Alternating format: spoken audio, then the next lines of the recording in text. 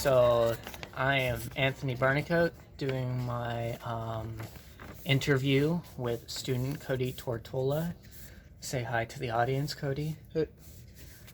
So my subject is, I personally feel like being diagnosed with ADHD and dealing with it pretty much all my school career, that I was never really helped out, and none of the teachers really understood or wanted to help because they just felt like it was a handicap.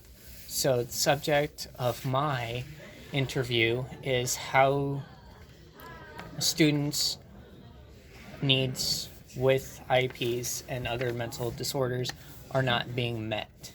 So I've got just a couple short questions for Cody, and he's going to give me his opinions on them. All right, and first question is, how do you feel we can better help kids with IEPs in both representation and providing services? Maybe just sitting down with the student and going over their IEP and explaining each part of the IEP and what it is and like the purpose of it and how they can use it in a classroom. All right. How do you feel like we can better inform adults such as teachers and parents or anyone else who may work with the child? Because I don't feel like this is just an issue with teachers in the schools. I feel like this is also an issue with the parents not necessarily knowing what their child can have and not necessarily knowing how to communicate with the schools. So I would like to know how you feel about that, Cody.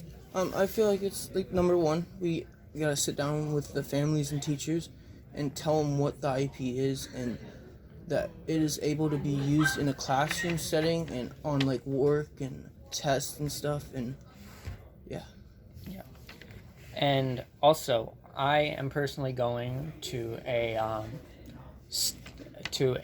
Youth Action Council event next month in Salem, where we will be talking to state representatives.